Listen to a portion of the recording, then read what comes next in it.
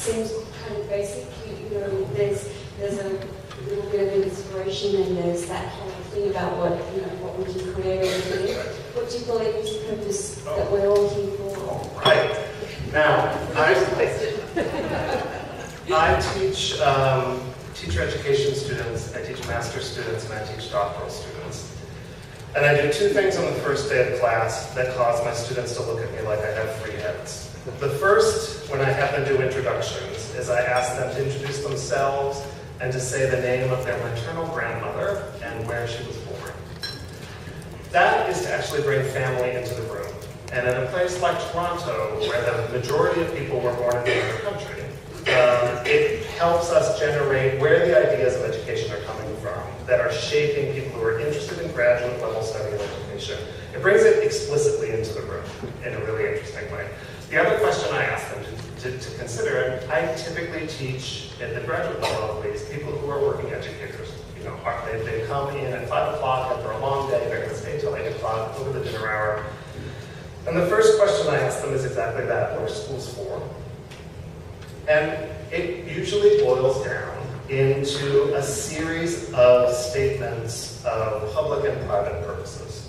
So the public purposes are things like democratic citizenship. I think schools are a place that bring everybody together, and provide the skills to be active citizens. They learn how to resolve conflicts in ways that are violent. They learn how to participate in elections and share democratic traditions. That's one set. There'll be another set of public purposes which are around the labor market. I think schools are places that should prepare people for work, for example, and should be a connection between, schools should be an institution that help us figure out who's going to be a teacher and who's going to be a plumber and who's going to be a doctor and who's going to be a nurse, that kind of thing. So that's one set of answers they give. And the third set of answers they give, and this is the answer that I think of my own father would have given, is schools are the institution, it's a race.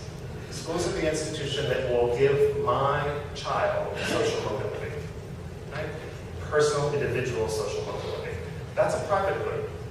And for a lot, not so usually for teachers, but often for parents, that is the most clearly expressed value about what school is for. School is a place where my child is going to do better than yours, right? So I think we owe it to ourselves to think about how those conversations about schooling, the purposes of schooling, unfold in these parental engagement conversations too. Because, how can I, if I am in a high school and I embrace the idea of democratic participation, and the families there really want, they really want an exclusive curriculum that's only going to prepare their kid for university.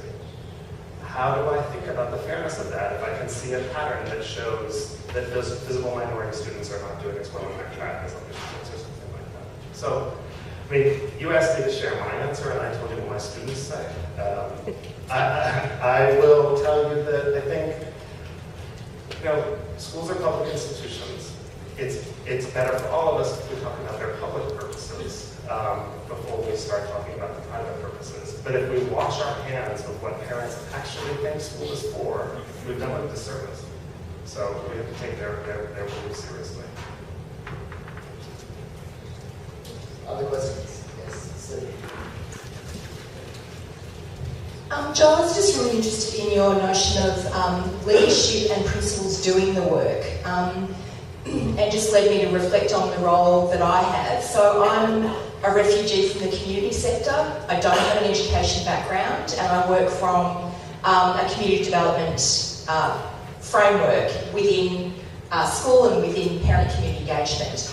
And in the experience of where I work, school leadership is absolutely essential to enabling the work, but they don't have to do it. And I think that's for me, it's it just helped me kind of rethink that idea. And the second thing is in terms of what other professional paradigms could actually add huge value to this discussion. From a different professional paradigm, that the way that I see the work is different, and the conversations between educationalists and myself and other community members just, really adds value, and I'm not sure how you add that to the policy conversation, but for me it's been interesting. Thanks. Thanks for that. I mean, the only thing that I would think is, I try to listen carefully to what principals say about how they're spending their time. And when I'm doing research, I'm most familiar with inner city or urban schools. That's where I myself have worked and where I do most of my research. I think some principals are very quick to say, I can't do it, I'm overworked. And you wonder if that's really the right, how do you say, no, you're not, to a principal who says that? I wonder, the sort of researcher in me also notices that principals often very quickly, and I was a school principal, I say this as somebody from within the profession, principals often very quickly a principal solves something like makes about 1,000 decisions in a given day or more. And they are rewarded for having quick answers to things. The job requires it. And I think actually working with families and community agencies requires ignorance. You have to say, I don't really know what's going on here. And it requires curiosity. I wonder what it would be like if we did some of that. For a principal to take on that curiosity, they have to be rewarded for it. And that means that whoever supervises them gives them the space to do that and rewards them for doing it. I'm not sure that happens. And I think that thinking about, instead of saying, oh, well, the reason why we didn't have any parents at the curriculum night is because it rained that night. Instead of saying, I wonder why it is we're having such difficulty generating interest in these particular interventions. Is a move from, I've got the answer, to, I feel like we should approach this as a question. Is this related to that exact question? It's almost a follow-up. Is it okay? Oh, sorry. It was just really exploring the nature of leadership, and I wonder with principal leaderships and all the leadership people I've experienced in my life, the most effective ones are the ones that sort of will ask questions and then delegate finding that solution. And so often you see people that tell and then micromanage the outcomes, which leads you to this, then being down a rabbit hole of wondering where everyone's gone behind them. So cultural and style of an organisation comes from the top, so how do you give those principals the confidence to trust their communities? That's another little question. Maybe could I just interrupt while you have a moment to think about that? Are you trying to say anything? But I wonder next we might have a principal in the room reflect on that as well. Sure. So That's a great idea. I mean, would you like a principal to go first? no, well, let me just say it this way. I think that at the heart of the question is a born or made question about leaders. Is the job, are you trying to find the people who have those dispositions and skills and knowledge already, and then put them in the position so that they can actually have influence? Or do you think that people once in the job can get socialized to learn how to do things differently? I'm an academic, I work with principals. I clearly believe it's a little bit of both. I trust the professional development emphasis a little more than the magic sort of intuition of somebody's skills or dispositions for having that influence. But I can tell you there's a program in Toronto called Model Schools for Inner Cities. And it was extra money that the school district gave to a set of struggling schools. And one of the emphases in that program was that there had to be greater emphasis in school community partnerships. And not all of the principals really did that very well, but there was one who was fantastic. And the reason why she was so fantastic is she said, I'm not afraid of conflict. Parents come in here and are mad. And actually, in the first couple of years of this program, there was more conflict, not less. And she said, and that meant to me that this maybe the attempt to connect with parents was working. because finally they felt like they were entitled to come in with a complaint. Whereas before, they just sort of looked at the school and washed their hands of it. And she was terrific too. She did a very un-Canadian thing. Canadians, I say this as both an American and a Canadian now. Canadians like to sort of smooth out conflict where it exists. So let's imagine that it's not really happening. And this principal said, I've got basically 3 parent groups in a racially mixed school. I've got a group of West Indian Jamaican moms, I've got a group of Chinese moms, and I've got a group of Pakistani moms. They don't really like each other, and I don't need to make them like each other. To make the school a positive place for a respectful and positive place for them and all of their children. And she told a story in that school about fights over how to prepare rice. So all the moms volunteered at the school, and one of the major points of conflict among them was the right way to prepare rice for lunch. And there are different ways to do this. And she tried to bring them in to try to see, you can't make rice by committee. So what this principal did was to say, for this particular kind of parental involvement, we're going to have different people making rice on different days. And that's what we're going to do. And actually in that school, it meant that she was respected and adored, and she stood in front of that and said, no, today is the West Indian rice day, tomorrow is Chinese rice day. It's a silly example. But it meant that what she did was, instead of trying to say in some kind of generic way, we're all going to get along, she said, there's going to be disagreement and conflict, but we can do it in respectful and supportive ways that build a sense of community and collective effort. Is there a principal in the room that would like to comment? Yes, Bev? I think I've got a couple of comments. One, I think a principal can take a response on time poor at any time, but everybody in this room is time poor. And so it's about saying, the research tells me this is work that is important. I can't do all the work, the same as I don't teach all the grades in the school. They're taken by people with expertise in that area. I hope I set a direction in the same way as I hope I set a direction about family and community engagement, which is an absolute pillar in our school. But that's also supported now by a government framework that has that clearly sitting in my performance and development plan as one of the elements that I have to address. So it's not something that we can ignore, it's something we absolutely have to do. And we do it because of very good reason. So I have trouble with all of that because it's part of our work. And I believe that principals more and more will take it on as part of their work. It's an important part of what we do. I'd just like to acknowledge your comment around the imperative of when you're building the relationships with families and parents, making sure that they're not feeling that they're to blame. And I think that's key, and our early conversations at this table were very much about building trust and respect and having conversations and building on those conversations to build real relationships. And it's been acknowledged around the room that takes time.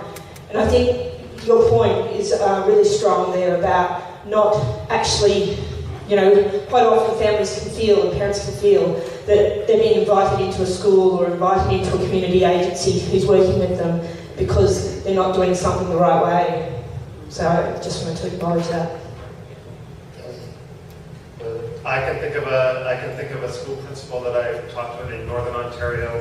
Most of his students were Aboriginal, and he said, the second a parent feels like that you're looking down your nose at them, they will make sure that not only that their kids aren't coming to school, but their friends' kids aren't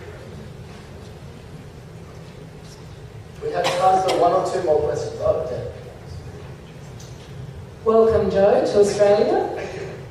Look, I'm interested in finding out from you whether you're aware of any nexus between work or praxis research between community building models and also what we've been talking about here, which has been community building within the school community. But I'm aware that there's also a lot of work within what's called community building And thinking there's a lot of linkages here and whether there are any research projects that are actually specifically linking those two areas of thought and praxis. Well, I wish I could point to something quite quickly, but what I'll say instead is that it reminds me of the other comment from the community center perspective. I would say, I have colleagues who are concerned about, for example, the experience of black boys in public schools in Canada. And he's more or less given up trying to work with schools themselves around initiatives like this, and is instead working outside of schools and community agencies simply because there's a different language of empowerment and connection that happens in community agencies that doesn't happen in the school. He finds it very frustrating that gatekeepers at the school level don't want to build those bridges to the community agencies. But he and I go a little bit back and forth on this, and I say, in some of the communities where African Canadian students tend to live, there are many community agencies that want a piece of the school.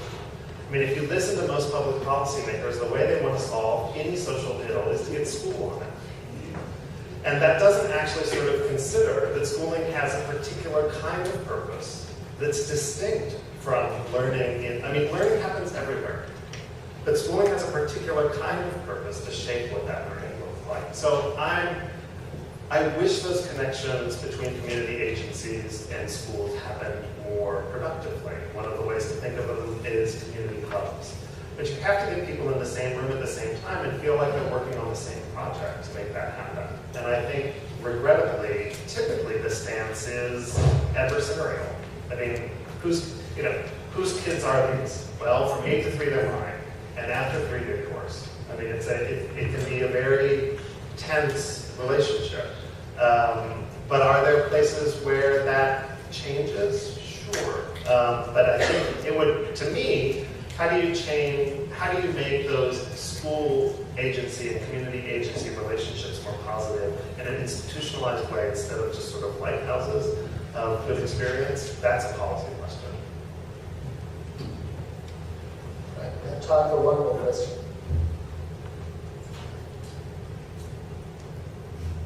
Yes.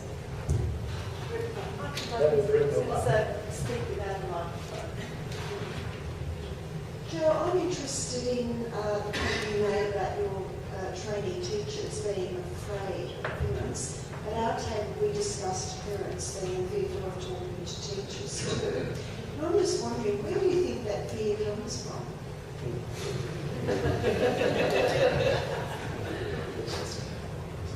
Some of the fear, I think, at the student-teacher level comes simply from age.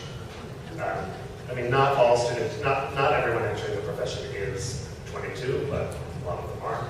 So I think some of it comes from that. But I think that the fear on both sides can come from negative experiences. One of the things, I try to get teachers and principals that I work with to think about parents who are reluctant to come to school, instead of thinking of them as behaving irrationally. Why do they do that? If they only came, things would be so much better. And instead to think of their behavior as rational. They've made a decision that it is better for their mental health, sense of well-being, sense of community connection, not to come into an institution that pronounces their name wrong, looks down their nose at them, thinks them late, tells them they can't go certain places and they can't go others, tells them bad news. So if we thought about parent resistance to coming to school as perhaps a rational response to what they've been given so far, instead of an irrational response to our benevolent intentions, I think we would think differently about what our responsibility as educators